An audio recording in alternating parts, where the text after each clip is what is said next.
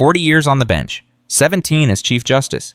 Benjamin Lewis sent corrupt cops to prison. He defended the Constitution. He upheld the law. And on a Tuesday morning, 2 officers handcuffed him for standing outside a coffee shop. Why? Because they saw his skin before they saw his badge of honor. What happened next didn't just destroy careers, it exposed a truth America didn't want to face. Hit subscribe, drop your city below. Let's make sure this story reaches every corner of this country. Now let's go.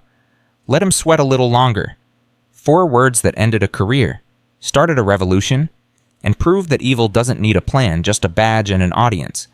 But you need to understand something first. Benjamin Lewis wasn't just some old man. He was the man. State Supreme Court Chief Justice for 17 years. Before that, 23 years as an appellate judge. The kind of judge defense attorneys feared and prosecutors respected. He'd authored opinions that changed state law. He'd put dirty cops behind bars. He'd stared down mob lawyers and political corruption and never, not once, bent. 40 years of service, 40 years of integrity, and it all meant nothing at 6:22 a.m. on a Tuesday. Benjamin woke that morning same as always. 5:47, Dorothy still asleep beside him. His routine was sacred, had been since he was a prosecutor in his 30s. Up early, walk, coffee, read, think. Going to corner grind? He whispered to his wife. She mumbled something, smiled without opening her eyes. He dressed simple, gray slacks, blue cardigan, nothing fancy. The judge's robes were 3 years retired. These days he was just Benjamin, just a man who liked his morning coffee and his quiet thoughts. He stepped outside. October air cool and clean. 6 blocks to corner grind. He'd been making this walk for 4 years ever since he retired. Same route, same time, same destination. Except today he'd never make it inside. Officer Derek Harrison was bored. 8 hours into a 10-hour shift and Riverside was dead. No accidents, no domestics, no action. Just him and his partner Tommy Brown driving circles around streets that refused to produce anything interesting. I'm saying if they'd called holding instead of blitzing, Harrison was mid-rant about Sunday's game when he spotted him. Old black guy, standing outside corner grind, hands behind his back, just standing. Check that out, Harrison said, slowing the cruiser. Brown glanced over. What? That guy. What's he doing? Looks like he's waiting for the coffee shop to open. Shop's closed? That's generally what waiting for it to open means, Derek. But Harrison was already pulling to the curb. Something's off. Brown's stomach dropped. He'd been partnered with Harrison for 8 months, long enough to know that tone, that look, that eagerness. Derek, come on. We check it out, that's the job. Harrison was out of the car before Brown could argue. Tommy Brown sat frozen for 3 seconds. Every instinct screamed wrong. Every cell in his body knew this was unnecessary. But he'd been a cop for 6 years, and the first rule was simple: you back your partner, even when your partner's an idiot. He got out. Benjamin heard the car doors, turned, saw 2 officers approaching. His first thought, here we go. Not panic, not fear, just exhaustion. The kind that comes from living 72 years as a black man in America and knowing exactly how this played. Morning, officers. His voice was warm, professional, the voice that had commanded courtrooms. Morning? Harrison stopped 3 feet away, assessing. What are you doing here? Waiting for the coffee shop to open. It's closed. Yes, that's why I'm waiting. Harrison's eyes narrowed. You live around here. Oak Street, about 6 blocks? Long walk. I like walking. Silence.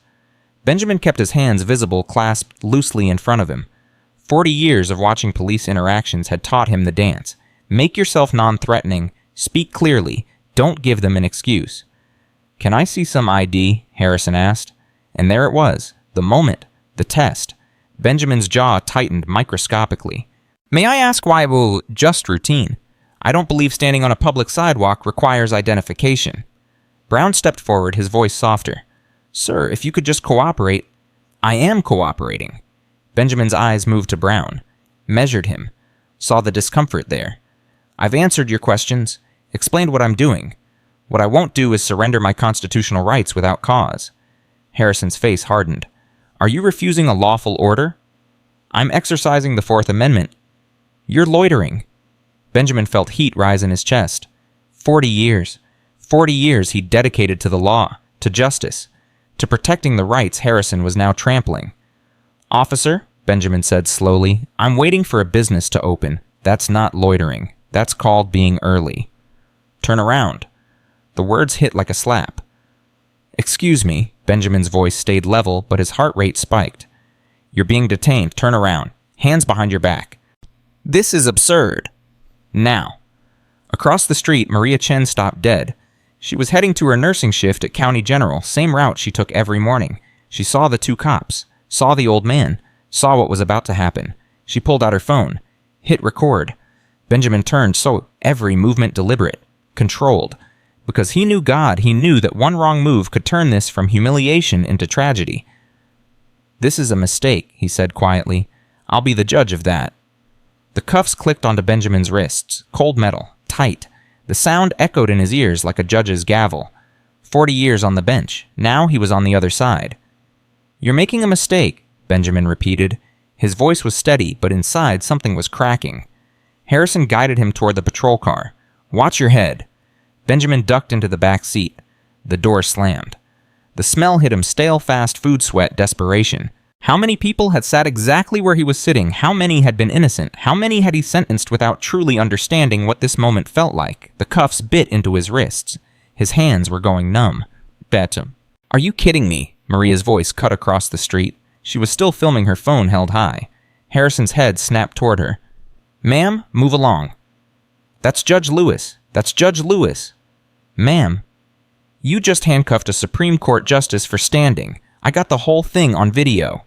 Harrison's face flushed. "Ma'am, you need to—" "Public sidewalk," Maria shouted. "First Amendment? Or did they not teach you that at the academy?" Brown's face had gone white. "Derek?" "Get in the car," Harrison snapped. They both climbed in. Harrison's hands were shaking slightly on the steering wheel. Brown pulled out his phone. Typed fast, Benjamin Lewis Riverside. The database loaded. Brown's blood turned to ice. "Oh my God." "What?" Harrison's voice was sharp. "Derek." Brown's voice cracked. "That's Benjamin Lewis. Chief Justice Benjamin Lewis. State Supreme Court. Retired 3 years ago." The color drained from Harrison's face. "What?" "I'm looking at his profile. 40 years on the bench. 17 as Chief Justice. Medal of Honor from the State Bar Association. Presidential Commendation for Civil Rights work. He's Derek. He's a legend." Harrison stared at the steering wheel.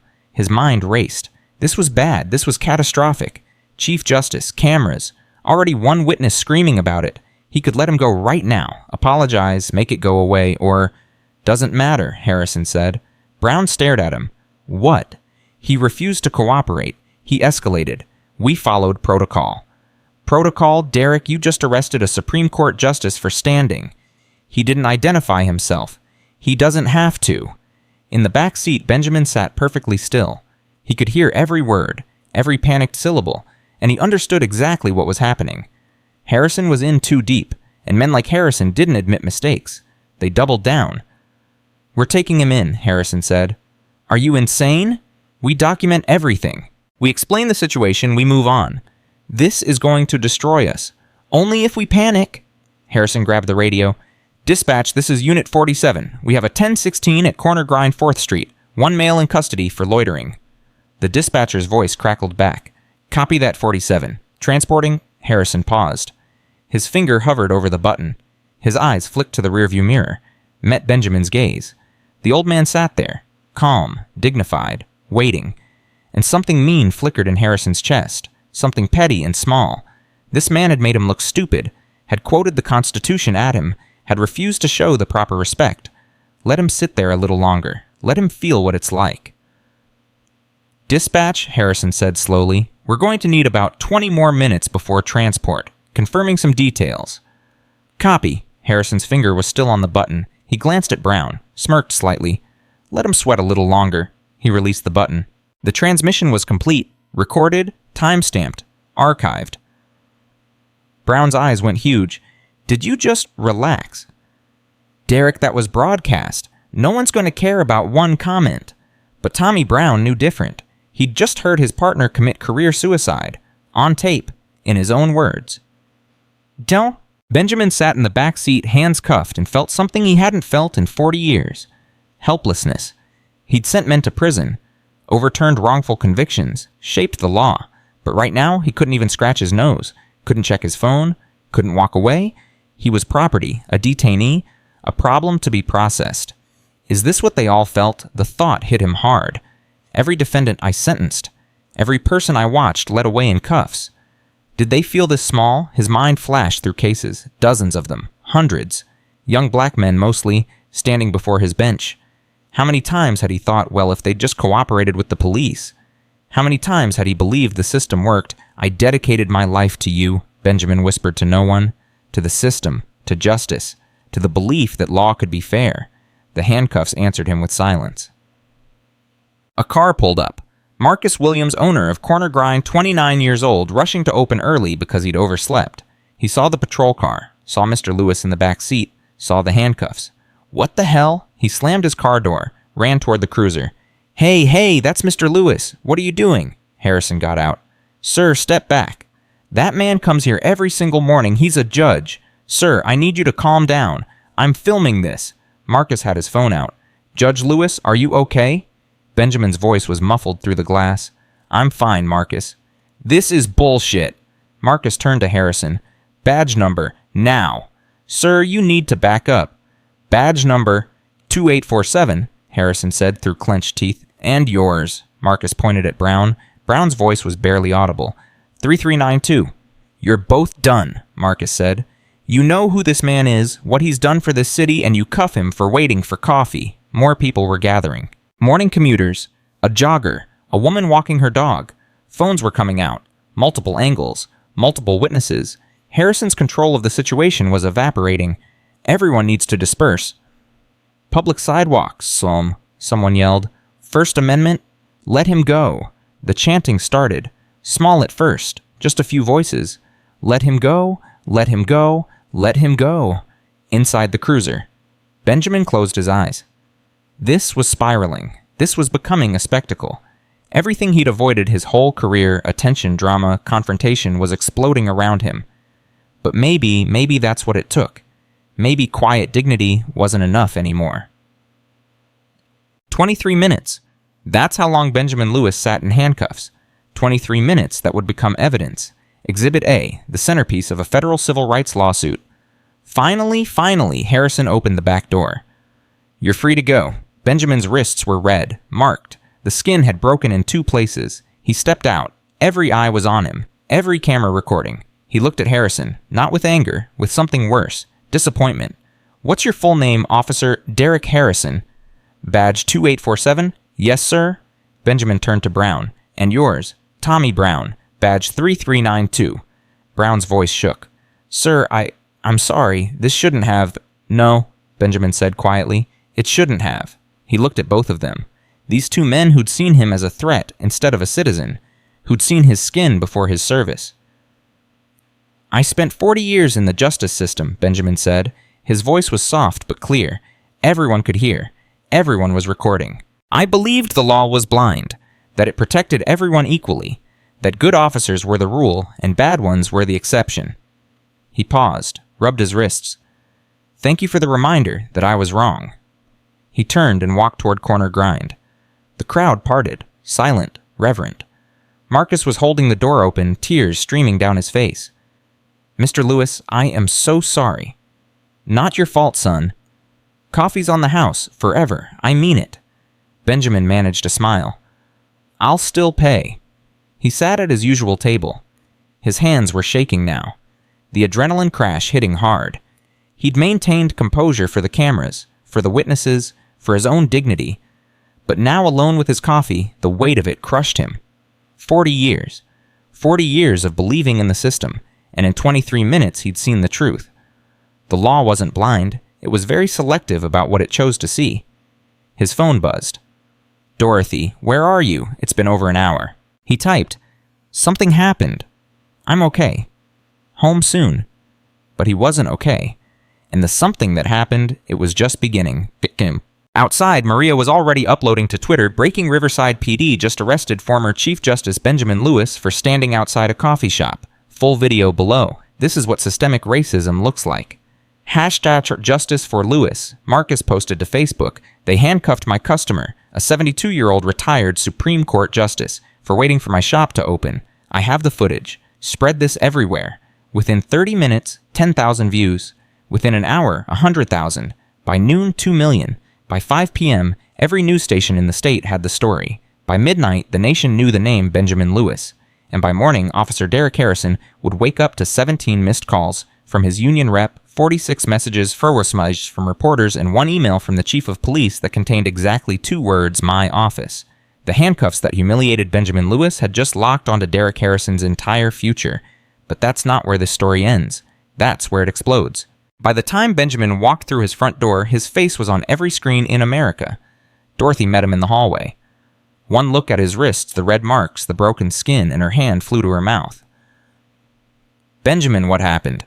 I was arrested." "You were what?" He walked past her into the kitchen, poured himself water. His hands were still shaking. "2 officers, corner grind. They cuffed me for loitering." Dorothy's face cycled through confusion, disbelief, then pure rage. "For loitering, you were waiting for coffee." "I know. Did you tell them who you are?"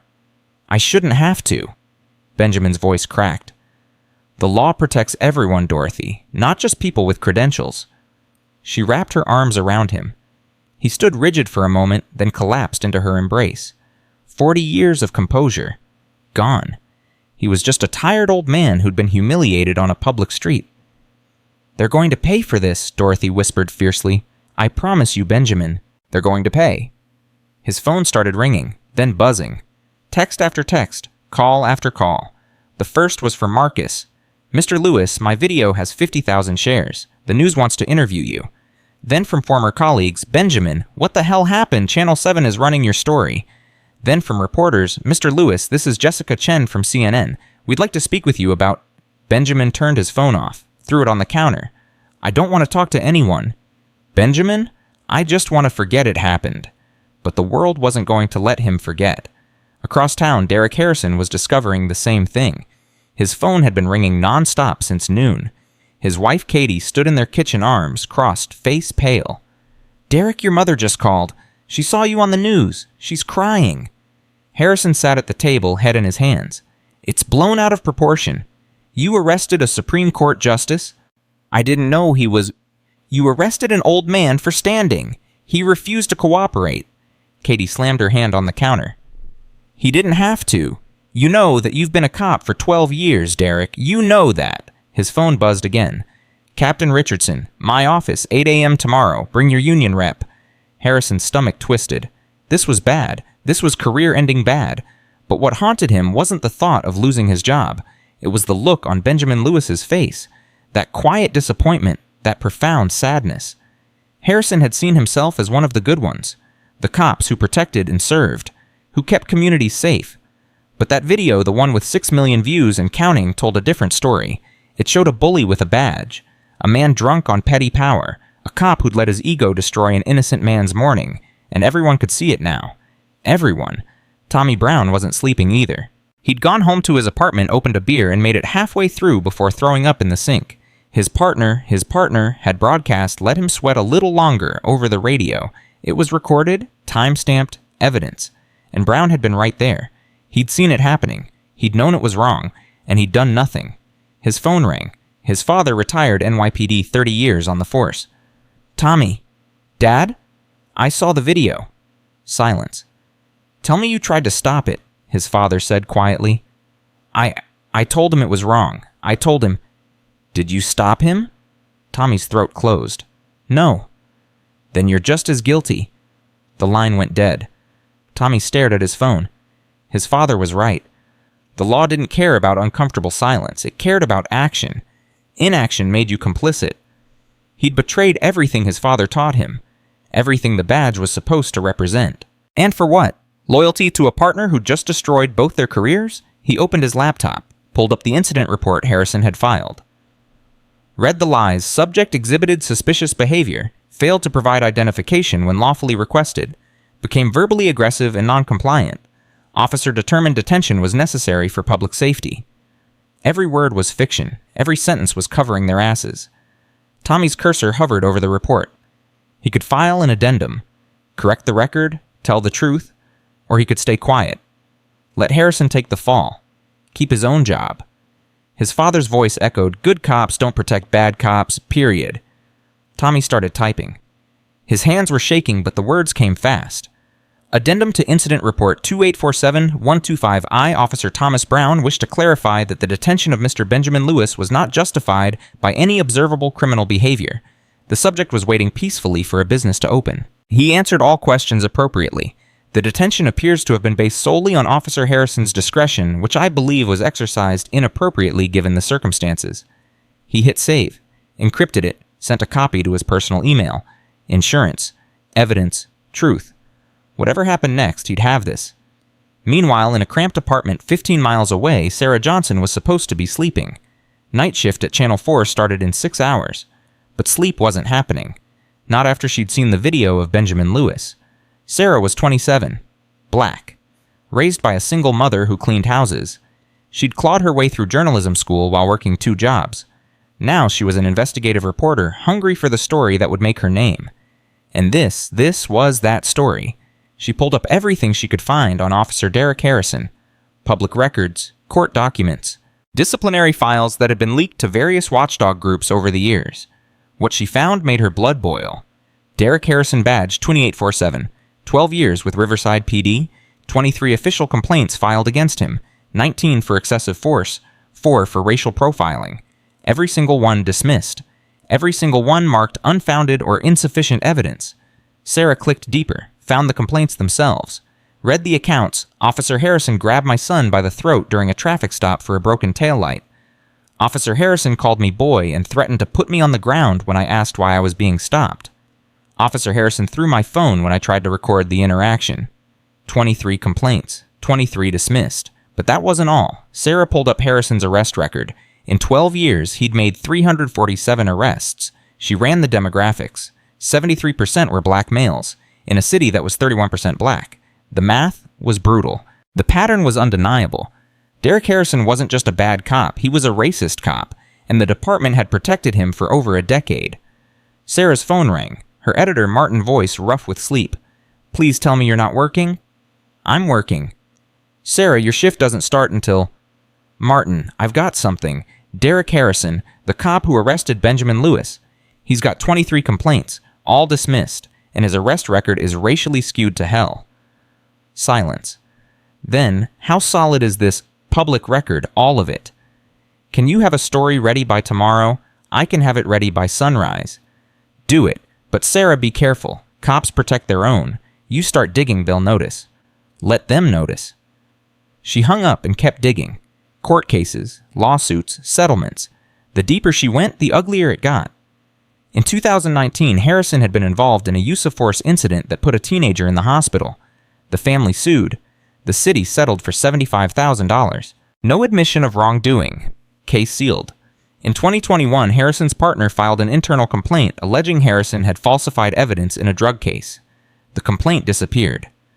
The partner was transferred to a different precinct. In 2023, a defense attorney tried to get Harrison barred from testifying in court, claiming a pattern of dishonesty. The motion was denied. Pattern in practice. That's what the lawyers called it. A history of abuse so consistent it couldn't be accidental. Sarah opened a new document, started writing, "Officer Derek Harrison is a symptom of a disease. The arrest of former Chief Justice Benjamin Lewis wasn't an isolated incident. It was the inevitable result of a department that values loyalty over accountability, that protects bad cops instead of removing them, that treats complaints like annoyances instead of warnings." She wrote for 3 hours straight. Names, dates, facts. Every complaint, every lawsuit, every warning sign the department had ignored. When she finally finished, it was 4 a.m. The sun would be up soon. She sent the draft to Martin with a subject line, "This is going to make people very angry." Martin's response came back in 2 minutes. "Good, that's the point. Run it at noon." Sarah closed her laptop, leaned back. She'd just declared war on the Riverside Police Department, and they were going to fight back. At 8:03 a.m., Derek Harrison sat in Captain Richardson's office union rep beside him, listening to his career end in real time. "You're suspended," Richardson said. "No preamble, no sympathy, pending a full investigation." "Captain, I can explain. You arrested a former Chief Justice for standing on a sidewalk. What's to explain?" The union rep Dale Simmons leaned forward. My client followed standard protocol for suspicious. Your client made us a national embarrassment. Richardson slammed his hand on the desk. Do you have any idea how many calls I've gotten? The mayor, the city council, 3 state senators, the goddamn governor. Harrison's face was white. I made a judgment call. You made a racist call, and you broadcast let him sweat a little longer over a recorded channel. What were you thinking? I didn't mean what? To sound exactly like every dirty cop in every viral video. You didn't just make yourself look bad, Derek. You made all of us look bad. Captain, if you'll just review the full context. I've reviewed it. I've reviewed your file. 23 complaints. Harrison, 23. All swept under the rug because guys like Dale here convince us you're learning and improving. Well, guess what? The learning stops now. The improving stops now. You're done. Dale stood. My client has the right to due process, and he'll get it. After his suspension. After the investigation. After we figure out how to explain to the public why we let a cop with 23 complaints keep his badge long enough to humiliate a Supreme Court justice on camera. Harrison's voice cracked. Captain, please. Get out of my office? Sir? Out. Harrison stood on shaky legs. His career, 12 years, 3 commendations, 1 Officer of the Year award was over because of 1 mistake. 1 goddamn mistake. Except it wasn't 1 mistake, it was 23 mistakes that finally got caught on camera. He walked out of the station with Dale beside him. Reporters swarmed immediately. Officer Harrison, do you regret arresting Judge Lewis? Officer Harrison, are you a racist? Officer Harrison, should you be fired? Dale pushed through them. No comment, no comment. Harrison kept his head down, felt the weight of every camera, every phone, every eye.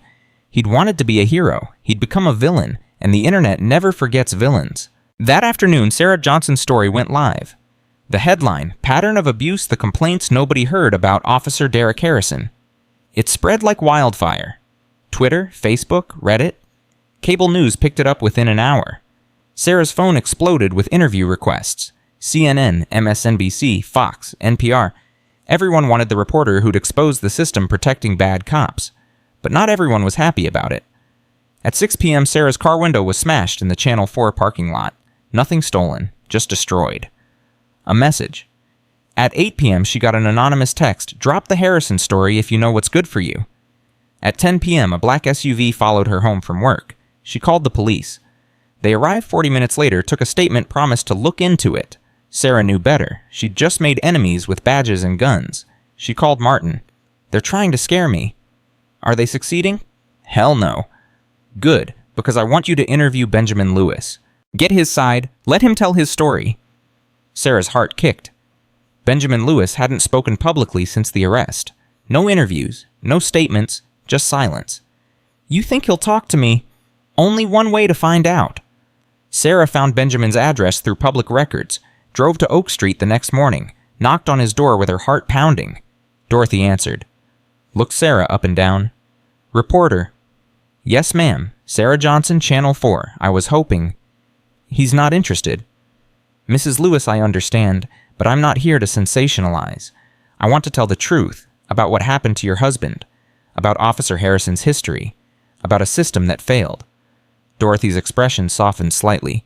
You wrote that article, the one about Harrison's complaints. Yes, ma'am. Hold on. Dorothy closed the door. Sarah waited, breath held. 5 minutes later, the door opened again. Benjamin stood there, looking tired but composed. Miss Johnson? Mr. Lewis? Thank you for seeing me. I haven't agreed to anything yet, but you can come in. Sarah followed him into a modest living room. Family photos on the walls, law books on the shelves, a lifetime of service displayed in frames and certificates. Benjamin sat slowly. Dorothy brought coffee. Sarah set up her recorder. May I record this? Sarah asked. If I decide to talk, yes. Fair enough? Sarah leaned forward. Mr. Lewis, why haven't you spoken publicly? Benjamin was quiet for a long moment. Because I'm tired, Miss Johnson. I spent 40 years fighting. I thought I'd earned rest, peace. Instead, I got handcuffs and headlines.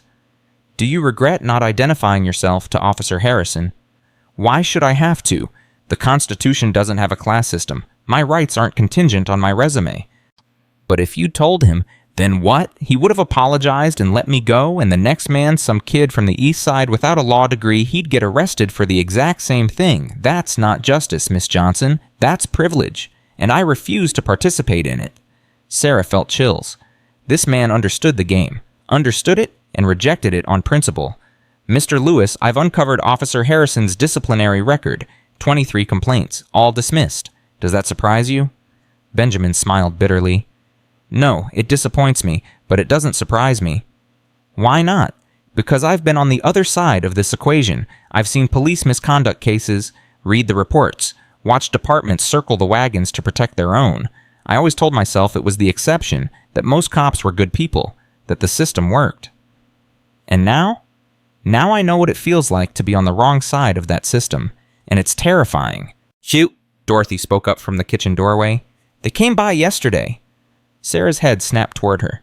"Who did?" "Police, 2 officers, said they wanted to check on Benjamin after the incident, make sure he was okay." Benjamin's jaw tightened. It was intimidation, subtle, professional, but intimidation nonetheless. "Did they threaten you?" "They didn't have to. Their presence was the threat. The message was clear: don't make this bigger than it needs to be. Don't sue, don't talk, just go away quietly." Sarah's hands clenched. "Are you going to do—" Benjamin looked at her, really looked. Saw the fire in her eyes. The determination? This young woman was risking her career, maybe her safety, to tell the truth. "No," Benjamin said quietly. "I'm not going to go away quietly. I'm going to do what I should have done years ago on the bench. I'm going to hold them accountable. Even if it means more attention, more scrutiny, more risk. Especially then." Sarah hit record. "Then let's tell your story, Mr. Lewis. Let's tell it all." They talked for 3 hours. Benjamin described every detail.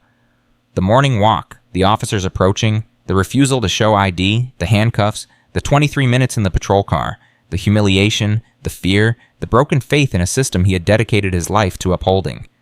Sarah recorded every word, every pause, every moment of pain in his voice. When they finished, Benjamin looked exhausted but resolved. Dorothy sat beside him, holding his hand. "This is going to get ugly," Sarah warned. "They'll come after both of us." "Let them come," Benjamin said. "I didn't survive 40 years in the justice system by running from fights." Sarah left with the interview of her career. She drove straight to the station, started editing. The piece would air tomorrow night. Prime time. National pickup guaranteed. But as she worked, her phone kept buzzing. Unknown numbers, blocked calls, voicemails that were just breathing. Someone was watching. Someone was unhappy. Sarah didn't care. She had the truth, and truth was a weapon sharper than any threat. That night, Derek Harrison sat in his darkened living room drinking his 4th beer, scrolling through the comments on YouTube. This cop should be in prison. Badge 2847 is a racist thug. How many other lives did he destroy before he got caught? They always get away with it. Always. His wife had taken the kids to her mother's, said she needed space, said the reporters outside their house were scaring the children. Harrison was alone, drunk, watching his life implode in real time on social media. His phone rang. Unknown number. He answered. "Officer Harrison." A woman's voice. Professional? Cold. "Who is this from you?" "My name is Patricia Moore. I'm an attorney representing 17 former defendants you arrested. We're filing a joint civil rights lawsuit against you and the Riverside Police Department for racial profiling, false arrest, and malicious prosecution. You'll be served tomorrow. Have a good evening." Click. 17 lawsuits. 17 people whose lives he'd touched, whose arrests he'd made, who now smelled blood in the water and were circling. Harrison threw his phone across the room. It hit the wall and shattered. He'd thought he was a good cop, thought he was serving his community, thought he was one of the heroes. But the mirror didn't lie, and tonight it showed him exactly what he was. A coward with a badge who'd let power corrupt him into something unrecognizable. The handcuffs he'd put on Benjamin Lewis weren't just restraints. They were evidence. Evidence that evil didn't need a plan or a conspiracy. It just needed ordinary men who confused authority with righteousness. And those 4 words, "let him sweat a little longer," would haunt Derek Harrison for the rest of his life. A career destroyed. A reputation ruined. A man exposed. All because he forgot the first rule his training officer ever taught him. The badge doesn't make you better than anyone. It makes you responsible for everyone. Harrison had forgotten. Benjamin Lewis had paid the price. And now the entire nation was demanding answers. The storm was just beginning. Sarah's interview with Benjamin Lewis aired on Thursday night at 9 p.m. By 9:45, it had crashed Channel 4's streaming servers. By midnight, it had 20 million views across all platforms. Benjamin sat in his living room watching himself on television, Dorothy beside him. Their daughter Rachel had driven in from Denver, sitting on the other couch, crying quietly. "I dedicated my life to a system I thought was fair," television Benjamin said. "Now I understand what every black mother knows when her son walks out the door. The badge doesn't see you as human first. It sees you as a threat." Rachel wiped her eyes. "Daddy, I'm so sorry this happened to you." Benjamin reached for Dorothy's hand. "I'm sorry it took this long for me to really understand." The interview ended with Sarah asking one final question. "What do you want people to take away from this television?" Benjamin looked directly into the camera. "That silence is complicity, that good people who do nothing are just as guilty as bad people who do everything, and that if this can happen to a former Chief Justice, imagine what happens to people without power every single day." The screen faded to black. Benjamin's phone started ringing immediately. He let it ring. But across Riverside in Mayor Robert Chen's home office, the mayor was taking every call that came through, and they all said the same thing. "Fix this. Now." "Mr. Mayor, the NAACP is demanding a federal investigation." "Mr. Mayor, the Fifth State Bar Association wants Harrison criminally charged." "Mr. Mayor, there's a protest planned for Saturday. They're expecting 10,000 people." Mayor Chen rubbed his temples. He'd been mayor for 6 years, survived budget crises, corruption scandals, even a recall attempt. But this was different. This was national. This was viral. This was the kind of story that ended political careers. He called an emergency meeting for Friday morning. City Council, Police Chief William Morrison, the DA, everyone who mattered. "We're going to fix this," Chen told his chief of staff. "Whatever it takes." "How?" "I don't know yet, but Harrison's head on a platter is just the start." Chief Morrison was already 3 steps ahead. At 7 a.m. Friday, he walked into the station with one goal: find whoever leaked the radio transmission, because someone had. The audio of Harrison saying "let him sweat a little longer" had mysteriously appeared in Sarah Johnson's inbox 2 days ago. Internal Affairs was investigating, but Morrison already knew. It had to be someone with system access, someone in dispatch or records, someone who wanted Harrison gone badly enough to violate department protocol. Morrison pulled the access logs. 17 people had viewed that transmission file. He started calling them in one by one. The first 16 denied everything, convincingly. The 17th was Dispatch Supervisor Linda Martinez, 43 years old, 22 years with the department, not a single disciplinary mark on her record. "Linda, did you leak the Harrison audio?" Linda sat across from Morrison, hands folded. Calm. "Yes, sir, I did." Morrison blinked. "You're admitting it?" "I am." "Do you understand that's a fireable offense?" "I do." "Then why?" Linda's eyes hardened. "Because I've listened to 12 years of Derek Harrison's transmissions. I've heard him talk about suspects like they're animals. I've heard him laugh about use of force. I've heard him lie in real time about what's happening on scenes. And I've watched complaint after complaint disappear into your office and never come out again. Linda, you want to fire me, but that audio needed to be public, because if it stayed buried like everything else, Harrison would still be out there, still stopping people for walking while black, still treating his badge like a license to bully. So yes, I leaked it, and I'd do it again." Morrison stared at her. Everything she said was true. He'd seen Harrison's complaints, read the internal reports, watched captains and lieutenants explain them away with excuses, stress, misunderstanding he's learning. But learning took 12 years and cause and counting, and it took a Supreme Court justice in handcuffs to finally force the truth into the light. "You're suspended pending an investigation," Morrison said quietly. "I know." "You'll probably be fired."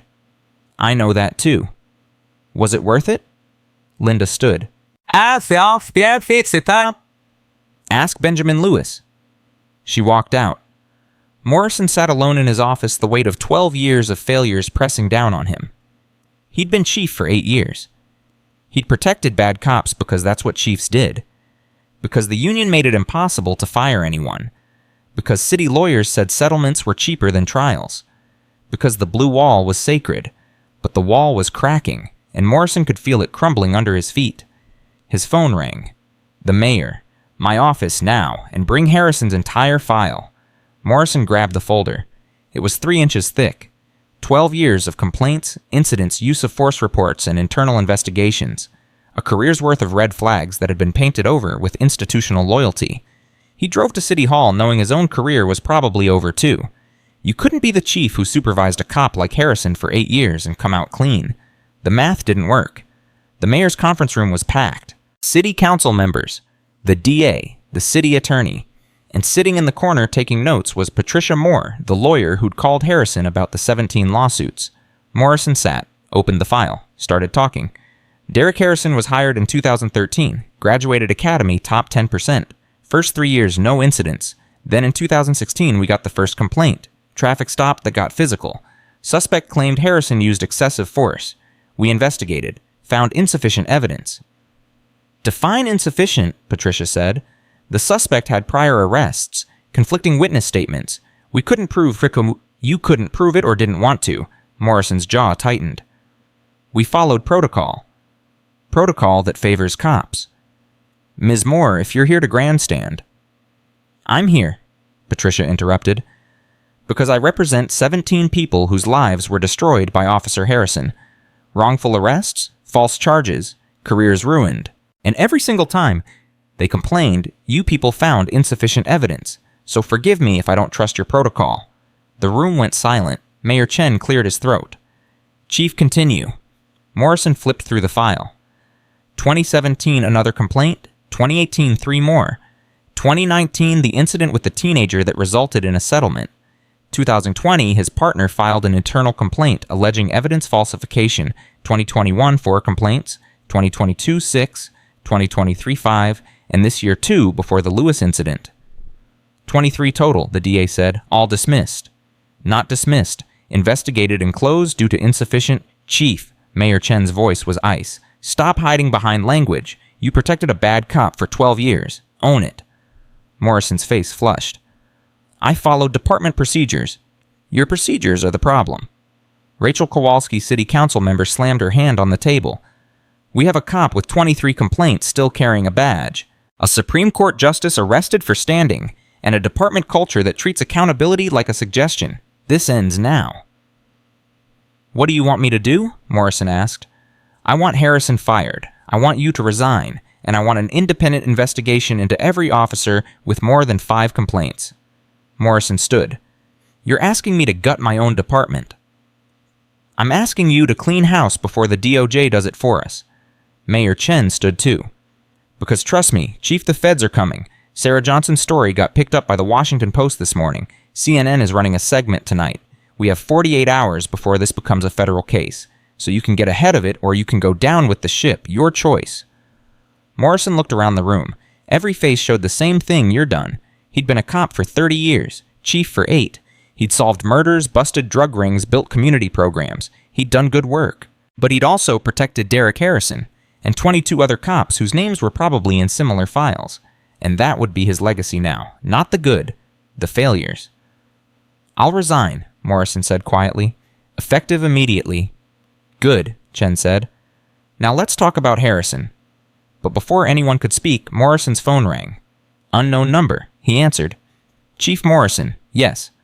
This is Agent Nicole Williams, FBI Civil Rights Division. I'm calling to inform you that we're opening a formal investigation into the Riverside Police Department for pattern and practice violations under Title VI. You'll receive a subpoena within 24 hours. Please preserve all documents related to Officer Derek Harrison and any officer with 3 or more complaints in the last 5 years.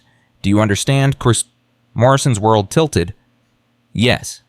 Good. We'll be in touch. Click. Morrison looked at the mayor. The FBI just opened an investigation. Of course they did, Chen said. Get ahead of it or bury us with it, Bill. What's it going to be? Morrison made his decision right there. I'll cooperate fully. I'll turn over every file, every complaint, every internal report, whatever they need, including testimony against your own officers. If that's what it takes. Patricia Moore smiled. Chief, you just made my job a lot easier. While the mayor's office imploded, Tommy Brown was making a decision of his own. He'd been suspended along with Harrison guilt by association, but his conscience wouldn't let him stay silent anymore. He called Sarah Johnson. Miss Johnson, this is Officer Tommy Brown. I was Derek Harrison's partner. I need to talk. They met at a coffee shop 30 miles outside Riverside. Sarah brought a lawyer.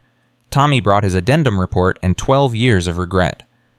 I should have stopped him, Tommy said. His hands shook around his coffee cup. The Lewis arrest, all the ones before it. I saw what he was doing and I said nothing. Why? Sarah asked. Because I was a coward. Because I wanted to keep my job. Because the department makes it clear you don't rat on your partner. Ever. The blue wall isn't a suggestion. It's a commandment. But you're talking now.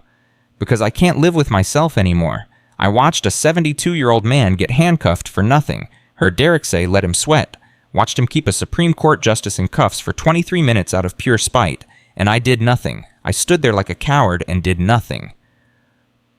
What do you want to do now? Tommy pulled out his addendum report, slid it across the table. I want to testify, publicly. I want to tell the truth about Derek Harrison, about the department culture that protected him, about every red flag we all saw and ignored. I want to burn it all down, if that's what it takes to fix it. Sarah read the report. Her eyes widened. Officer Brown, this is career suicide. I know. Your union will disown you. Your fellow cops will hate you. You'll never work in law enforcement again. I know that too. Then why? Tommy looked her in the eyes. Because my father was a cop for 30 years, and he taught me that the badge means something. It means you protect the innocent, serve the vulnerable, and hold the line against corruption. Derek Harrison violated all of that, and I let him. So if my career has to end to make this right, then it ends. But I won't be silent anymore. Sarah called her editor. Martin, I've got Officer Brown, Harrison's partner. He's willing to testify on camera. Everything. The culture, the complaints, the cover-ups, all of it. Get him on tape, now. They did the interview in the coffee shop. No crew, no lights. Just Sarah's phone camera and Tommy Brown's confession. I'm Officer Thomas Brown, badge 3392 Riverside Police Department. I was Derek Harrison's partner for 8 months. And I'm here to tell you what I should have said months ago. Derek Harrison should never have been a police officer. He profiled people based on race. He escalated situations that should have been conversations. He lied in reports to justify his actions. And the department knew. We all knew. And we did nothing because that's the culture. Protect your partner. Protect the badge. Protect the department. No matter what. But I can't do it anymore. I can't protect a system that protects people like Derek Harrison while destroying people like Benjamin Lewis. So I'm here, I'm talking, and I'm prepared to testify to everything I've seen. Let the consequences come. The video went live Saturday morning. By noon, it had 15 million views. Tommy Brown's phone started ringing. Death threats, harassment, cops calling him a traitor, a rat, a coward. His father called. Tommy. Dad? I saw your interview. Silence. I'm proud of you, son. Tommy broke down crying right there in the coffee shop. His father, the man whose disappointment had haunted him for days, was proud. The opinion that mattered most had just validated the hardest decision of his life. Thanks, Dad. It's not going to be easy. They'll come after you. I know. But you did the right thing, finally, and that's all that matters. Tommy wiped his eyes. I hope so. I know so. Now comes the hard part. What's that? Living with the consequences, standing by your truth when everyone else calls you a liar. That's when you find out what you're really made of. Tommy's next call was from Patricia Moore. Officer Brown, I'd like you to testify in the civil rights lawsuit against Harrison and the department. Would you be willing? Yes, ma'am. You understand this makes you a pariah among cops. I'm already a pariah. Might as well make it count. Then let's make it count. The emergency city council hearing was scheduled for Monday at 2 p.m. Open to the public. Cameras allowed. Mayor Chen wanted transparency, wanted the city to see accountability in action. What he got was a circus. The council chambers seated 200 people. By 1 p.m., there were 500 people outside demanding to get in. Protesters with signs, Justice for Judge Lewis. Fire Harrison. Blue Lives Matter when they matter. Racist cops out. Inside, Benjamin Lewis sat in the front row with Dorothy and Rachel. Sarah Johnson was there. Marcus from Corner Grind. Maria Chen, who'd filmed the arrest. Tommy Brown in the corner, surrounded by empty seats because no one wanted to sit near him. And in the back, in a suit he'd bought for his wedding, sat Derek Harrison. No union rep, no lawyer, just him and his catastrophic mistakes. Mayor Chen called the hearing to order. We're here to address the arrest of former Chief Justice Benjamin Lewis and the conduct of Officer Derek Harrison. This hearing will determine appropriate actions moving forward. Chief Morrison, you have the floor. But Morrison wasn't there. He'd resigned Saturday night. Sent an email to the entire department. I failed to hold officers accountable. I failed the community. I failed the badge. I'm done. His Deputy Lieutenant Sarah Kim stood instead. Mayor, council members, citizens, I'm here to present the findings of our internal review of Officer Derek Harrison's conduct. She laid out everything. 12 years of complaints, 23 total, patterns of racial profiling in arrest records, the leaked audio, Tommy Brown's testimony, Linda Martinez's confession, the FBI investigation, all of it. When she finished, the room was silent. Mayor Chen looked at Benjamin. Mr. Lewis, would you like to address the council? Benjamin stood, walked to the microphone. For a moment, he just looked at the crowd, at the faces, black, white, brown, young, old, all waiting to hear what he had to say. I don't want Derek Harrison's life destroyed, Benjamin began. I don't want him to suffer. I don't want revenge. The crowd murmured, confused. What I want, Benjamin continued, is for this to mean something. I want Officer Harrison to lose his badge, not because he arrested me specifically, but because he's demonstrated a pattern of behavior that violates every principle of justice. I want the department to implement real accountability. I want officers who cover up misconduct to face consequences equal to those who commit it. I want a system where my credentials don't determine my rights, where every person, regardless of color, class, or background, is treated with dignity and respect. He paused, looked directly at Derek Harrison. Officer Harrison, you humiliated me. You treated me like a criminal. You kept me in handcuffs for 23 minutes because your ego was bruised. But you know what I forgive you, not because you deserve it, but because hate won't fix this. Revenge won't fix this. Only truth, accountability, and real change will fix this. So lose your badge, face the consequences, but more importantly, become the lesson that prevents the next Officer Harrison from ever wearing a uniform. Benjamin sat down. The room erupted in applause. Mayor Chen banged the gavel. Order, Officer Harrison, do you wish to speak? Harrison stood, walked slowly to the microphone. He looked terrible, unshaven, exhausted, broken. I don't know what to say that matters anymore, Harrison began, his voice cracked. I thought I was doing my job. I thought I was keeping people safe. But I was wrong. I was so wrong. I let my assumptions, my biases, my ego dictate my actions. And I hurt people. A lot of people. People who didn't deserve it. Mr. Lewis, I'm sorry. I know that doesn't fix anything. I know it doesn't undo the humiliation or the fear or the injustice, but I am truly deeply sorry. He turned to the council. I don't deserve to be a police officer. I understand that now. I violated the trust that badge represents. I failed the community I swore to serve, and I failed myself. So I'm resigning. Effective immediately. I won't fight the investigations or the lawsuits. I'll cooperate fully with whatever consequences come, because Mr. Lewis is right. I need to be the lesson, the cautionary tale, the example of what not to be. Harrison pulled his badge from his pocket, set it on the podium. I'm done. He walked out. The crowd watched in silence as a 12-year career ended with a badge on a table and a broken man walking away. Mayor Chen addressed the room.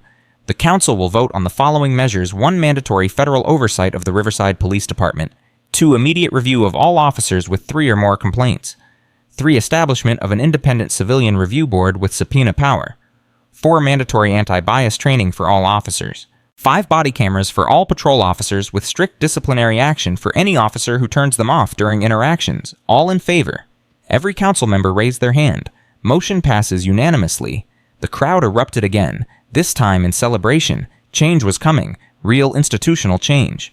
But in the back of the room, Tommy Brown sat quietly. He'd done his part, told the truth, broken the blue wall, and now he had to live with being the cop who betrayed cops, even if it was the right thing to do. Sarah Johnson approached him. Officer Brown, how does it feel? Tommy looked at her. Lonely, necessary, terrifying, but right. It feels right. What's next for you? I don't know. I'll probably be fired. Blacklisted from law enforcement, but maybe I can find another way to serve. Another way to make a difference. Because the badge isn't the only way to do good. Sometimes taking it off is the bravest thing you can do. Sarah turned off her recorder, sat beside him. You're going to take a lot of heat for this, she said. I know. But you saved lives. Every cop who sees your testimony and thinks twice before abusing power. Every citizen who sees accountability is possible. You changed something fundamental today. I hope so, because if I destroyed my career for nothing, I don't know how I'll live with that. You destroyed your career for everything. Don't forget that. Outside the chambers, Benjamin stood with Dorothy and Rachel. Reporters swarmed, but he waved them off. "Daddy, are you okay?" Rachel asked. Benjamin looked back at the building, at the badge sitting on the podium, at the crowd still celebrating. "I'm tired," he said, "but I'm hopeful. For the first time since this started, I'm hopeful." "Do you regret it? Any of it?" Benjamin thought about the handcuffs, the humiliation, the broken skin on his wrists, the fear, the anger.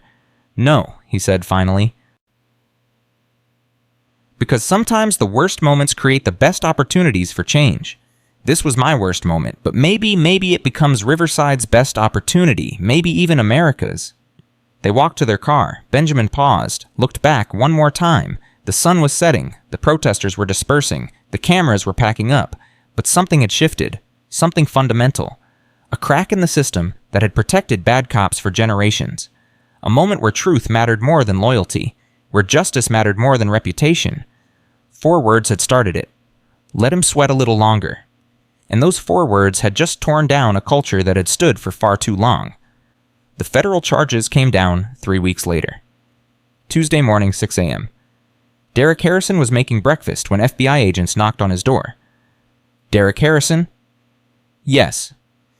"You're under arrest for deprivation of rights under color of law, a violation of Title 18 United States Code Section 242. Shit. His wife Katie stood frozen in the kitchen doorway as they cuffed him.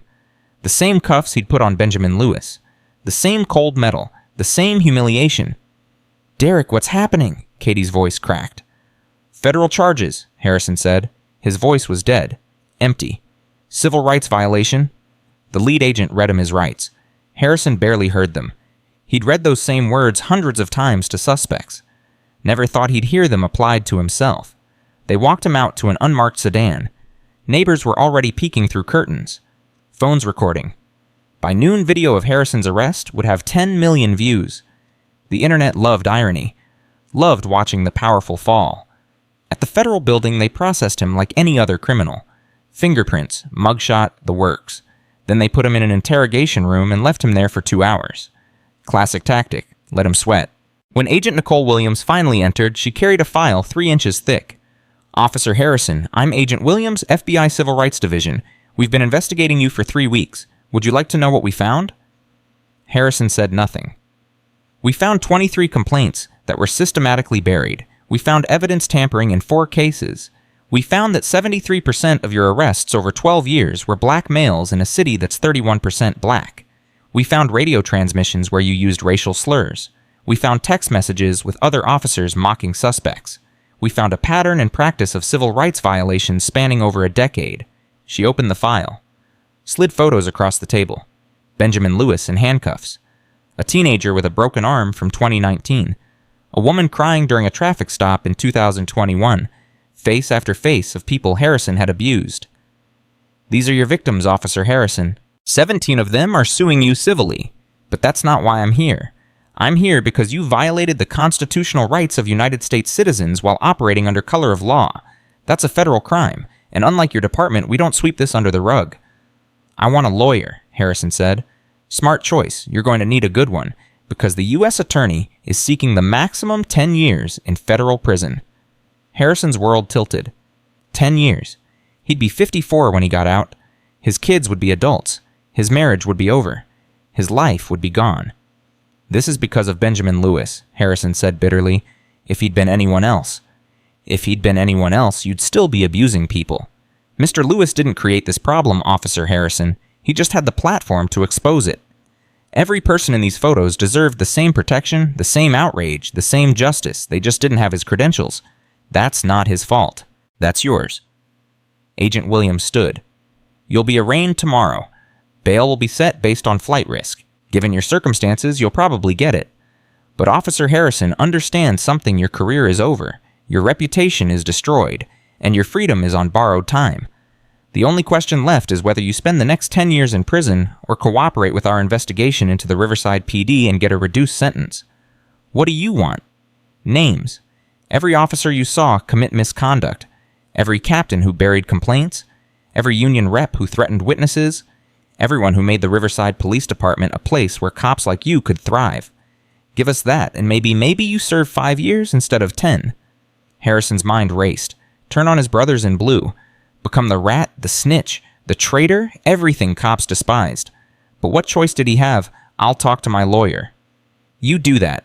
But Officer Harrison, think about this. Tommy Brown already testified. Linda Martinez already leaked the audio. The wall is crumbling. You can either get buried in the rubble or help us clear it. Your choice. She left. Harrison sat alone in the interrogation room staring at photos of his victims. People whose lives he'd damaged because he'd let power corrupt him into something monstrous. Meanwhile, across town, Patricia Moore was preparing for the civil trial. 17 plaintiffs, 17 stories, 17 lives disrupted by Derek Harrison's badge. We're going for $40 million, Patricia told her team. 10 from Harrison personally, 30 from the city. Her paralegal James whistled. The city will fight that. Let them fight. We have the evidence. We have Tommy Brown's testimony. We have the FBI investigation. We have everything. And after the Benjamin Lewis story, no jury in America will side with the Riverside PD. She pulled up the first plaintiff file. Marcus Webb, age 19 at the time of arrest. Now 21. Arrested by Harrison in 2022 for suspicious behavior that turned out to be walking home from his retail job. Charged with resisting arrest. Spent 6 months fighting the case before it was dismissed. Lost his job. Couldn't afford college. Life derailed. Marcus is our opening witness, Patricia said. Young, articulate, sympathetic. He'll humanize this. Show the jury that Benjamin Lewis wasn't an exception. He was just the one with enough power to fight back. They prepped Marcus for 3 days. Taught him how to handle cross-examination, how to stay calm when the defense tried to rattle him, how to tell his story clearly and emotionally. They're going to attack your character, Patricia warned. Bring up every mistake you've ever made, every bad grade, every late payment, every youthful indiscretion. They'll try to make you look like you deserved to be arrested. Marcus nodded. I know, but I didn't deserve it. I was walking home from work. That's it. That's my crime. Then that's what you tell the jury. Simple, direct, true. The civil trial was set for February, 3 months away. But the federal criminal case against Harrison moved faster. The U.S. attorney wanted a conviction before the civil trial. Wanted to establish criminal guilt to strengthen the civil case. Harrison's lawyer, Robert Chen, former federal prosecutor turned defense attorney, knew they were screwed. Derek, they have you dead to rights, the audio, the testimony, the pattern. The best I can do is negotiate a plea. How much time? If you cooperate, 5 years minimum. If you fight and lose, 10 years mandatory minimum. Harrison closed his eyes. 5 years. 5 years away from his kids. 5 years in federal prison. 5 years as the cop who abused his power and got what he deserved. What do they want for cooperation? Everything. Names, dates, incidents. They want the whole department. If I do that, I'm dead. You know what happens to cops who snitch? Derek, you're already dead. You're nationally famous as the racist cop who arrested a Supreme Court justice. Every prisoner in the system knows your face. You think they care whether you cooperated or not. You're marked either way. At least this way you get 5 years instead of 10. Harrison thought about Katie, about his kids Michael and Emma, 11 and 9, about missing 5 years of their lives, their graduations, their proms, their first loves, all gone because of one morning and 23 minutes of spite. Set up the meeting. I'll cooperate. 2 days later, Harrison sat in a conference room with Agent Williams, 3 FBI agents, 2 Justice Department lawyers, and his attorney. They placed a recorder on the table. Let's start with Captain Richardson, Agent Williams said. How many complaints did you see him bury? Harrison took a breath. Dozens, maybe 50 over the 8 years I knew him.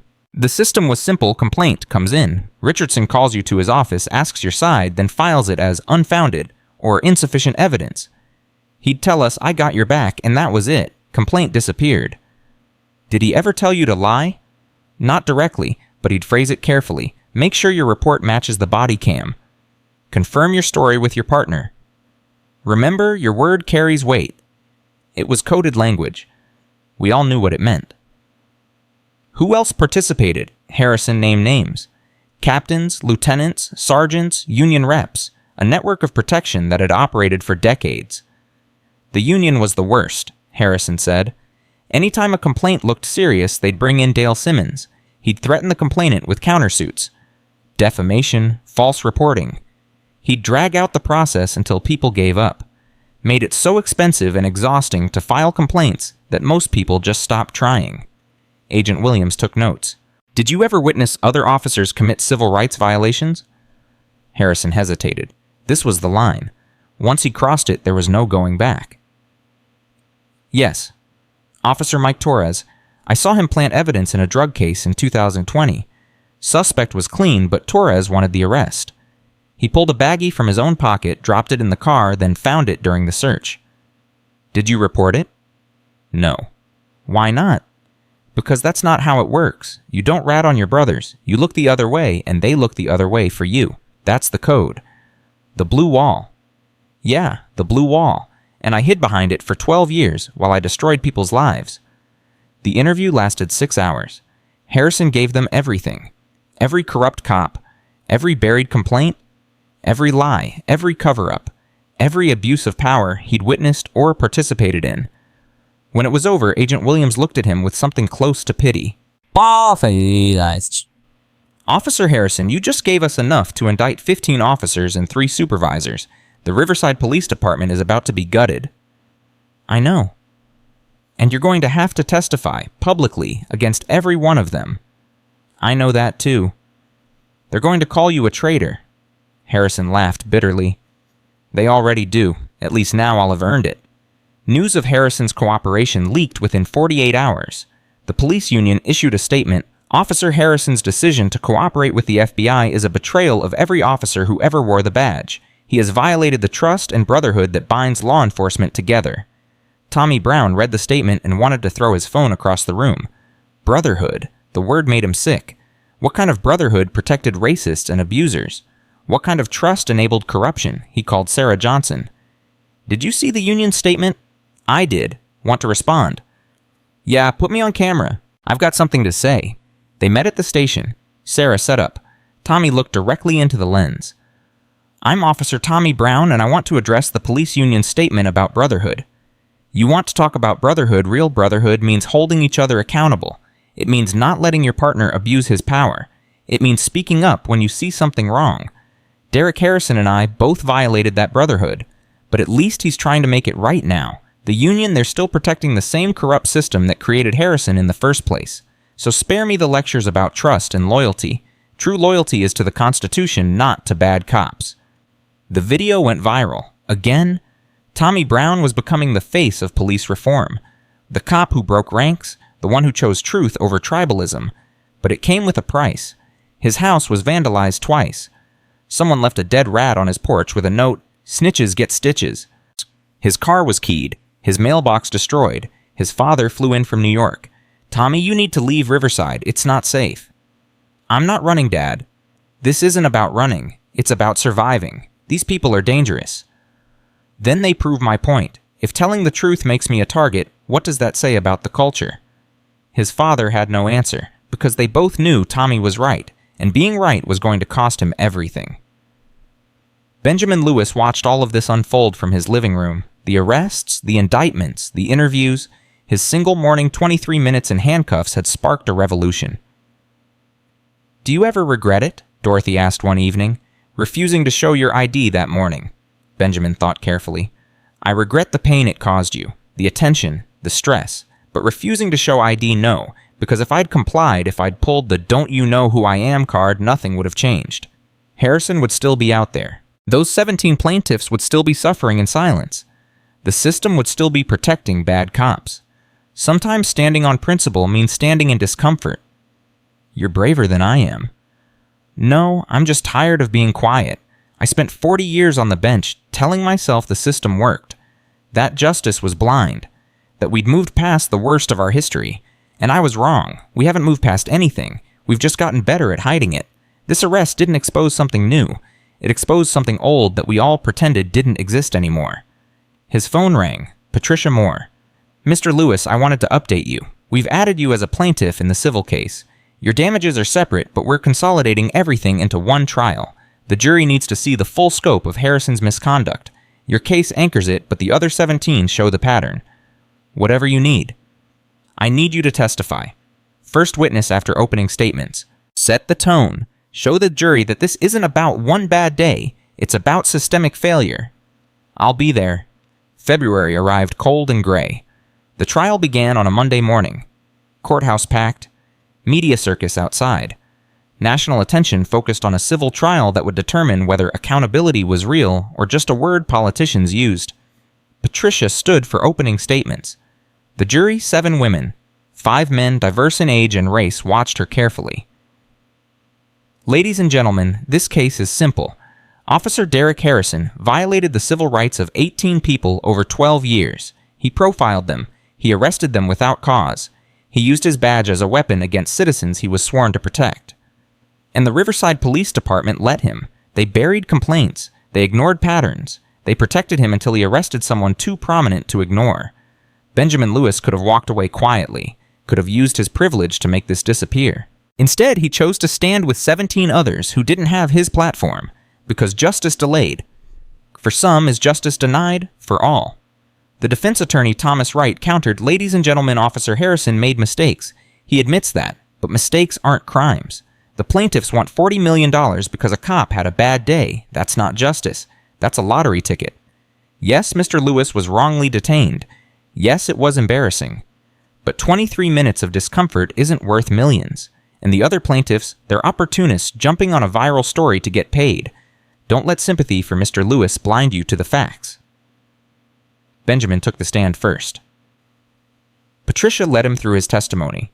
The morning walk, the arrest, the handcuffs, the 23 minutes.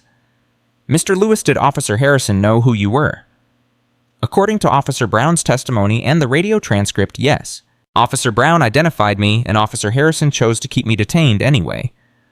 Why would he do that?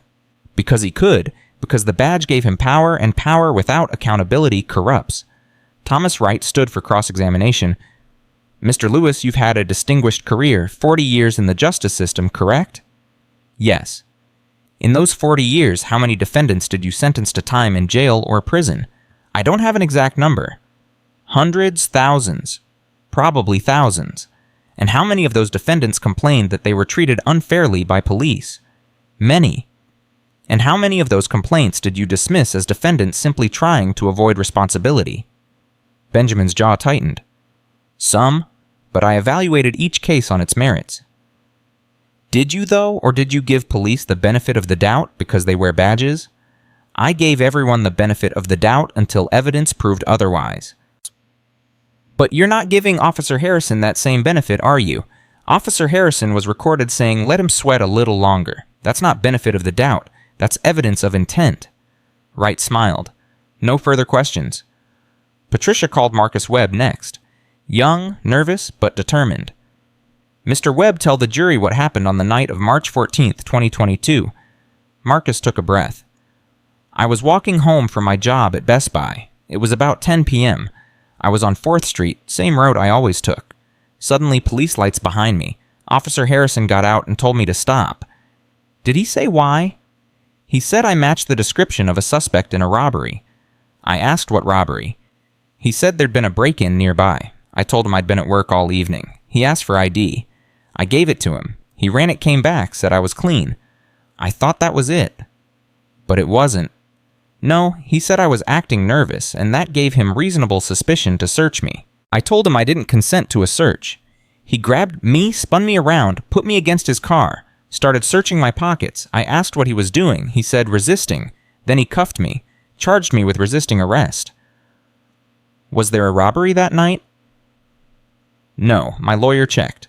No robbery was reported anywhere near 4th Street that night." "So Officer Harrison lied?" "Yes." Thomas Wright's cross was brutal. "Mr. Webb, you were fired from Best Buy 3 months after this incident, correct?" "Yes." "For theft?" Marcus's face flushed. "I was accused of theft. The charges were dropped." "But you were fired?" "Yes." "And you failed out of community college?" "I couldn't afford tuition after losing my job." "And you have a prior arrest for marijuana possession as a juvenile." "That was expunged." "But it happened." "I was 16. I made a mistake." "Seems like you make a lot of mistakes, Mr. Webb." Patricia objected. "Relevance, Your Honor." "Sustained. Move on, Mr. Wright." But the damage was done. Wright had planted the seed. These plaintiffs weren't perfect victims. They had flaws, mistakes, histories. And juries loved perfect victims. The trial continued for 3 weeks. 17 plaintiffs, 17 stories, each one more heartbreaking than the last. A woman arrested for suspicious behavior that turned out to be waiting for her Uber. A man tackled during a traffic stop because he reached too quickly for his wallet. A teenager held at gunpoint because he fit the description of a suspect 6 inches taller and 40 pounds heavier. Tommy Brown testified for 2 days, laid out the culture, the complaints, the cover-ups, the blue wall that protected Harrison and hundreds like him. "Officer Brown, why did you wait so long to come forward?" Patricia asked. "Because I was scared. Scared of losing my job. Scared of being labeled a traitor. Scared of what my fellow officers would do to me. And I was right to be scared. Since I testified, I've been threatened, harassed, and ostracized. But I'd rather be hated for telling the truth than respected for keeping a lie." On cross, Wright hammered him. "Officer Brown, you're here because you want attention, correct?" "No, sir." "You've done multiple interviews. You've become famous. The good cop who turned on his brothers." "I'm here because I watched my partner violate people's rights and I said nothing. That makes me complicit. This is my attempt to make it right." "Or your attempt to cash in on Officer Harrison's mistake." "I'm not a plaintiff in this case. I'm not seeking money. I'm seeking accountability." "Convenient that accountability looks like book deals and speaking fees." Patricia stood. "Objection. Argumentative." "Sustained." But again, the seed was planted. Tommy wasn't just a witness, he was an opportunist. Or so Wright wanted the jury to believe. The defense called their own witnesses. Fellow officers who swore Harrison was a good cop. Community members who said he'd helped them. Character witnesses painting Harrison as a dedicated public servant who made one mistake. But Patricia demolished them on cross. "Officer Jenkins, you testified that Officer Harrison was a good cop. Were you aware of his 23 complaints?" "Complaints don't mean guilt." "Were you aware that he used racial slurs on police radio?" "I never heard that." "Were you aware that he's currently facing federal criminal charges?" "That's not relevant to his character." "I think it's extremely relevant to his character. No further questions." The trial ended on a Friday. Closing arguments were powerful on both sides. Patricia focused on the pattern, the evidence, the lives destroyed. Wright focused on reasonable doubt, on imperfect victims, on the cost of punishing police for split-second decisions. The jury deliberated for 4 days. On Tuesday afternoon, they sent word, verdict reached. The courtroom packed. Benjamin sat with Dorothy. The 17 other plaintiffs scattered throughout.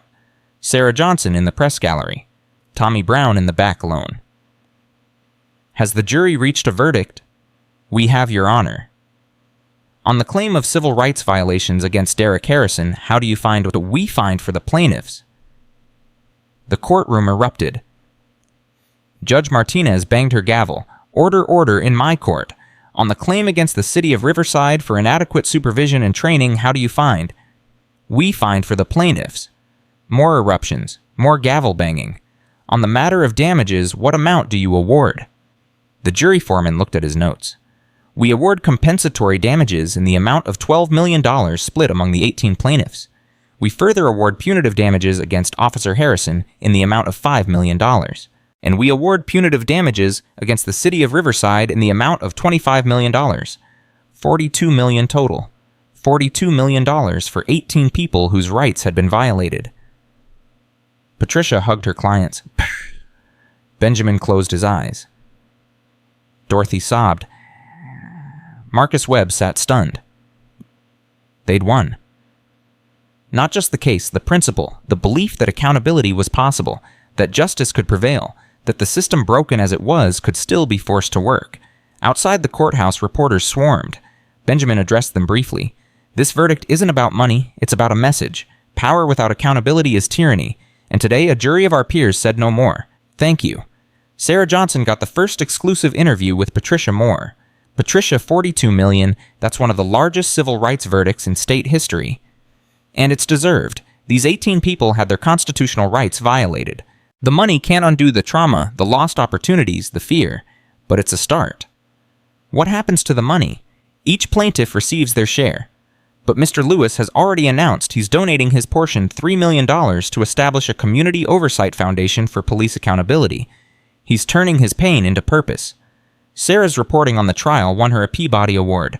Her series on police misconduct was picked up by network news. She got offers from CNN, MSNBC, and NBC.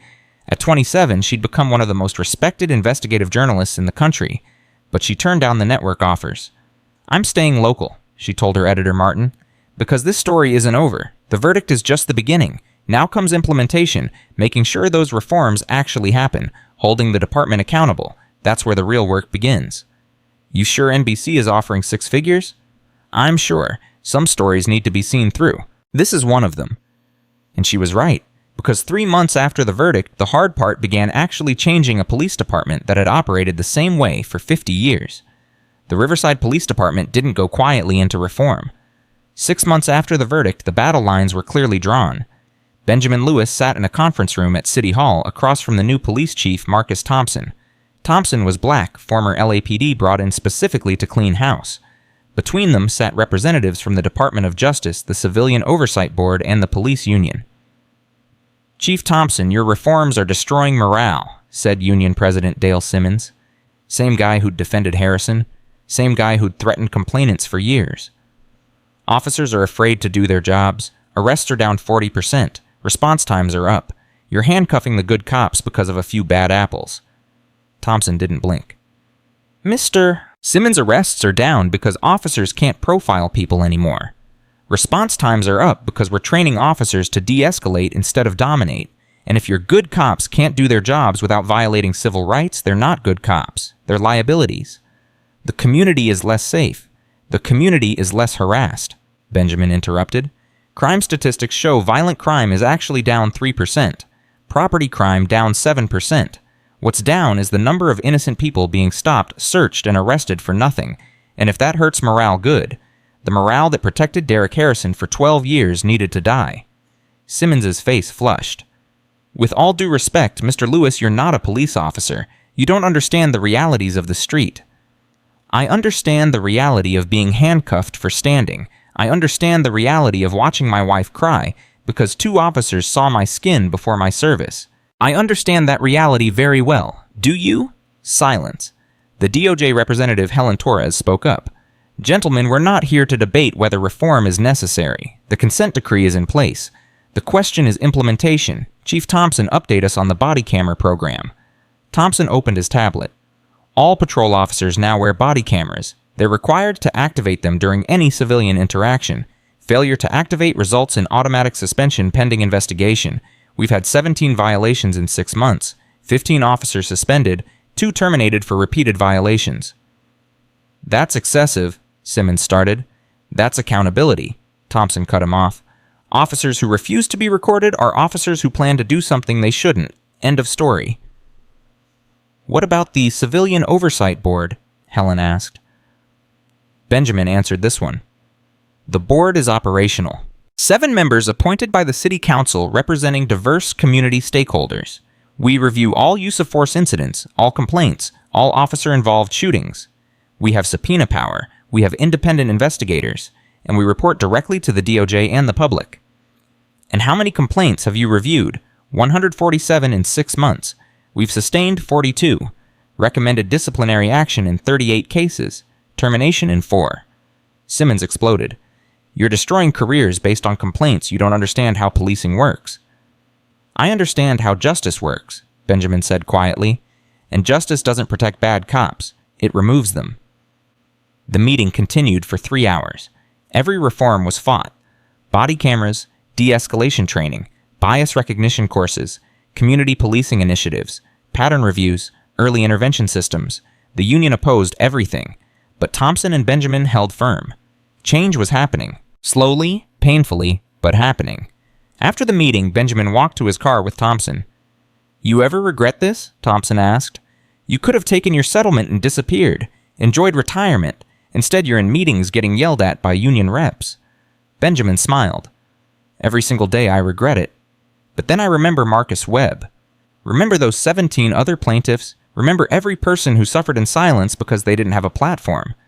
This isn't about me anymore. It's about making sure it doesn't happen to them. Well, for what it's worth, you're doing more good now than you probably did in 40 years on the bench. That's depressing and inspiring at the same time." Thompson laughed. "Welcome to police reform. where success is measured in inches and failure is measured in lives. Meanwhile, in federal prison in Pennsylvania, Derek Harrison was learning what it meant to be a cop behind bars. His plea deal got him 5 years. He'd served 8 months. He had 4 years and 4 months to go. Prison was hell. He'd been placed in protective custody after 2 attempts on his life in general population. Cops in prison were targets. Racist cops were priority targets. Harrison spent 23 hours a day in a cell, 1 hour in a small rec yard, with 3 other protective custody inmates. His wife had filed for divorce after month 3. His kids refused his calls. His parents visited once, and his mother spent the entire hour crying while his father sat in angry silence. Harrison had lost everything. His career, his family, his freedom, his identity. He spent his days reading, thinking, replaying every arrest, every interaction, every moment he'd let power corrupt him into something monstrous. The DOJ had interviewed him 17 times. He'd testified against 6 other officers who'd been indicted. 3 had taken plea deals. 3 were awaiting trial. The other cops in protective custody hated him for cooperating. The guards treated him with contempt. Even the inmates and PC rapists and child molesters, the lowest of the low, looked down on him. Harrison wrote letters to Benjamin Lewis, to Marcus Webb, to all 18 plaintiffs, apologizing, explaining, begging forgiveness. He never got responses. He didn't expect them. But he wrote them anyway because it was all he could do. One morning, his counselor, Dr. Patricia Hammond, sat across from him in the prison's tiny therapy room. "Derek, you've been here 8 months. How are you processing everything?" Harrison stared at his hands. "I destroyed my life. I destroyed other people's lives. And I did it because I thought the badge made me special, made me better, gave me the right to judge who deserved rights and who didn't. I was wrong about everything." Do you think you can ever make it right? No, there's no making this right. All I can do is serve my time, cooperate with the investigations, and spend the rest of my life trying to be less terrible than I was. That's progress. That's pathetic. I'm 42 years old. When I get out, I'll be 47. No career, no family, no friends, nothing. Just 5 years of trying to survive in here, and the rest of my life trying to survive out there. What will you do when you're released? Harrison had thought about this constantly. I don't know, maybe work in police reform, tell my story, show cops what happens when you let power corrupt you. Maybe I can prevent the next Derek Harrison. That's the only redemption I can imagine. That would be meaningful work. It would be penance. There's a difference. Dr. Hammond made notes. Derek guilt is healthy. It means you understand what you did, but at some point you have to move from guilt to growth. Otherwise, you're just punishing yourself without helping anyone. Maybe I deserve to be punished. Maybe, but the world doesn't need your punishment. It needs your transformation. It needs you to become living proof that people can change. That's harder than punishment, but it's more valuable. Harrison nodded. He didn't believe her yet, but maybe someday he would. Tommy Brown was living proof of Dr. Hammond's theory. 6 months after testifying, he'd been fired from the Riverside PD, officially for violation of departmental loyalty protocols, unofficially for being a rat. No other police department would hire him. He'd applied to 47 agencies, all rejected him. The blue wall was national. Break it in one city and you're blacklisted everywhere. But Benjamin Lewis had a different idea. He called Tommy 2 weeks after the termination. "Officer Brown, I have a job offer for you." "Mr. Lewis, with all due respect, I don't think there's any job you could offer that I'm qualified for. How about Director of Community Relations for the Benjamin Lewis Police Accountability Foundation?" Tommy was silent. "You'd work with the Civilian Oversight Board, train officers in constitutional policing, conduct bias recognition courses. Essentially, you'd teach cops how not to be Derek Harrison. Salary is $75,000, benefits included. Interested?" "Mr. Lewis, I don't deserve." "Officer Brown, you destroyed your career for truth. That's exactly the kind of person I need. So yes, you deserve it. Do you want it?" Tommy's voice cracked. "Yes, sir. Thank you." "Don't thank me. Just do the work." Tommy threw himself into the job. He developed training programs, conducted ride-alongs with officers to observe and coach, spoke at police academies across the state. His message was simple: the blue wall kills. It kills community trust, it kills good policing, and sometimes it kills innocent people. Not everyone received him well. At one academy, a cadet stood up during Tommy's presentation. "You're a traitor. You turned on your partner. How are we supposed to trust anything you say?" Tommy looked at him calmly. You're right. I betrayed the blue wall. I chose constitutional principles over cop culture. If that makes me a traitor, I'll wear that label proudly. But let me ask you something. When you take your oath, who do you swear to protect, your partner or the Constitution? My partner has my back. Your partner isn't the law. The Constitution is. And if your partner violates the Constitution, backing them makes you complicit. I was complicit for 8 months. I watched Derek Harrison profile people. I watched him escalate situations.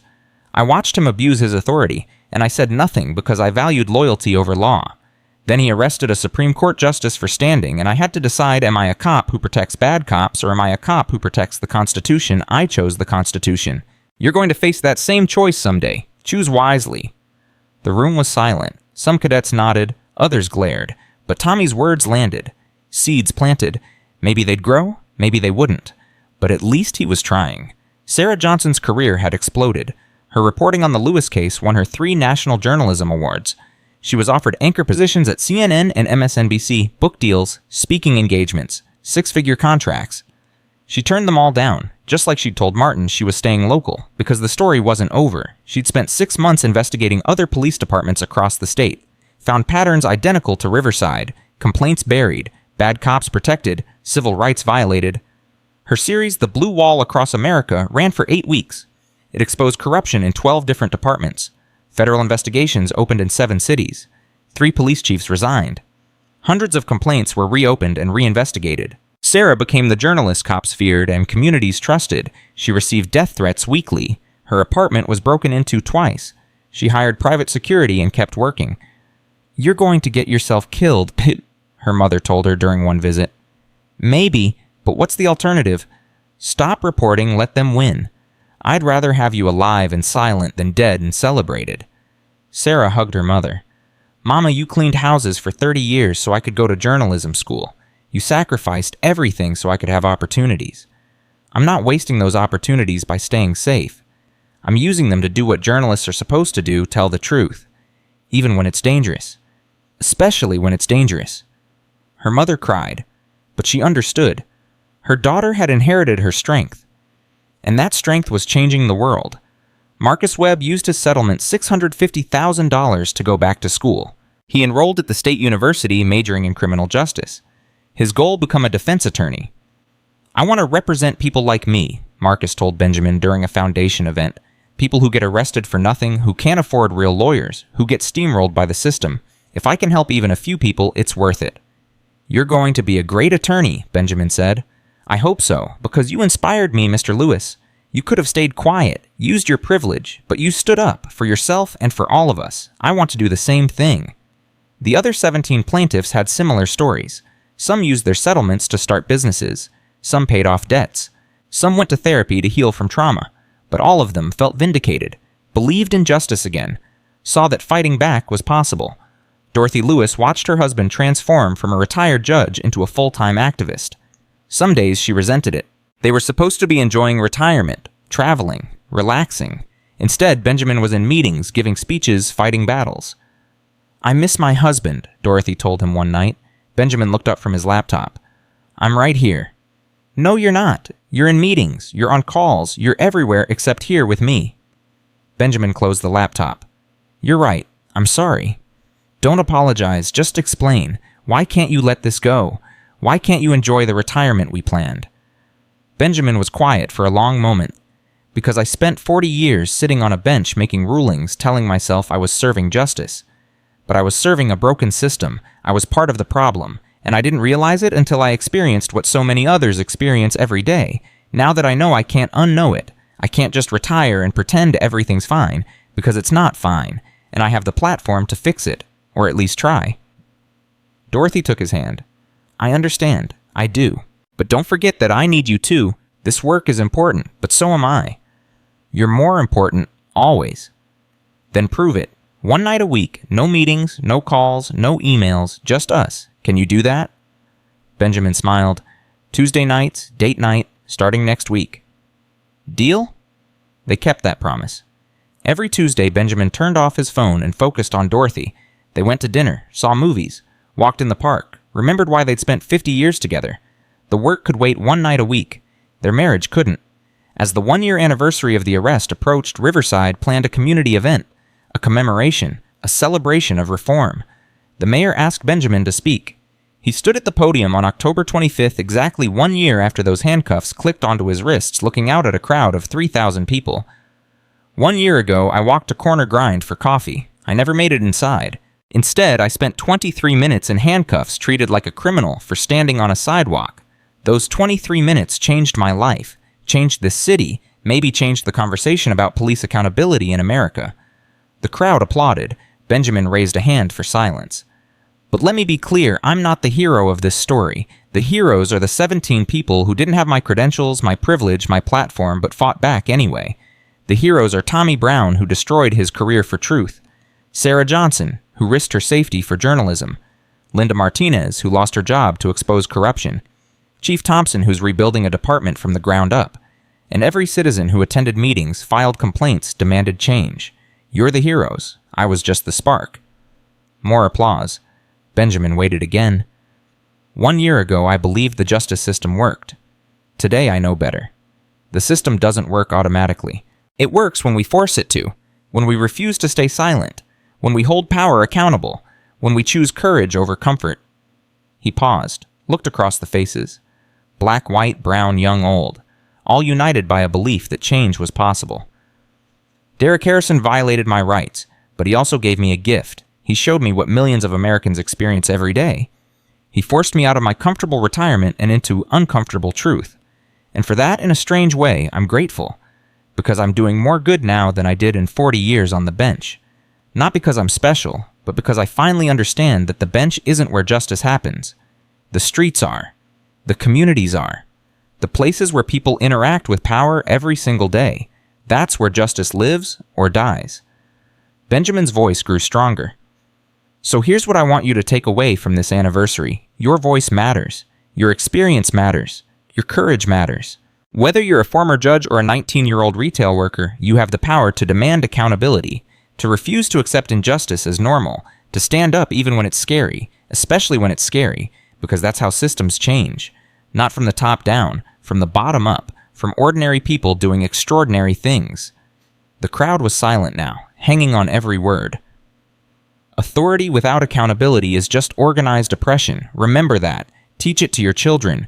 Demand it from your leaders. And never, never let anyone tell you that power doesn't have to answer to the people, because it does, and we're the proof. The crowd erupted. 3,000 people on their feet. Cheering, crying, believing. Benjamin stepped back from the podium. Dorothy hugged him. Rachel wiped her eyes. Marcus Webb shouted from the crowd. Tommy Brown nodded with quiet pride. Sarah Johnson recorded every moment. This was justice. Not perfect, not complete, but real. Hard-fought, earned. After the speech, Benjamin walked back to Corner Grind. Same route, same time. Marcus saw him coming and had his coffee ready. Mr. Lewis, the usual? Thank you, Marcus. Benjamin sat at his usual table, sipped his coffee, watched people walk by. A police cruiser rolled past. The officer inside, a young woman new to the force, saw Benjamin and nodded respectfully. Benjamin nodded back. Things were different now. Not perfect. The department still had problems. Some officers still resisted reform. The culture wouldn't change overnight. But it was changing. Slowly. Measurably. Visibly. Body cameras were mandatory. Complaints were investigated transparently. Bad cops were being removed instead of protected. Community trust was growing. Arrests were down. Violence was down. And for the first time in decades, people in Riverside believed the police might actually serve everyone equally. Benjamin's phone buzzed. A text from Tommy. Just finished a training session with new recruits. 3 of them told me your story inspired them to become cops. The right kind of cops. We're winning. Benjamin smiled. Winning. Maybe. Slowly. But progress was progress. His phone buzzed again. This time an unknown number. He almost didn't answer. But something made him. Hello. Mr. Lewis. A voice he recognized. Broken. Humbled. This is Derek Harrison. Benjamin's breath caught. Officer Harrison. I'm calling from prison. I know I have no right to ask, but I wanted to tell you something. I've spent 8 months thinking about what I did. To you, to Marcus Webb, to all of them. And I understand now. The badge didn't make me powerful, it made me dangerous, and I abused that danger for 12 years. I destroyed lives because I thought I could, because the system let me, because I confused authority with righteousness." Benjamin listened, said nothing. "I'm not asking for forgiveness," Harrison continued. "I don't deserve it, but I wanted you to know that your case changed me, destroyed me, and then rebuilt me into someone who understands what I was. I have 4 more years in here. When I get out, I'm going to spend the rest of my life trying to undo the damage I caused. I'm going to tell my story to every cop who'll listen, show them what happens when you let power corrupt you. Maybe I can prevent the next Derek Harrison. That's all I can offer. It's not enough. It'll never be enough, but it's all I have." Benjamin closed his eyes, thought about hate, about revenge, about justice versus mercy. "Officer Harrison," Benjamin said quietly, "I hope you succeed. I hope you become the cautionary tale that saves someone. I hope your transformation is real and lasting. Because the world doesn't need another broken cop drowning in guilt. It needs a reformed cop teaching others. So do the work. Face the consequences. And become proof that people can change. Thank you, Mr. Lewis. Don't thank me, just do better, be better. I will, I promise." The line went dead. Benjamin sat with his coffee thinking about redemption, about whether people who did terrible things could ever truly atone.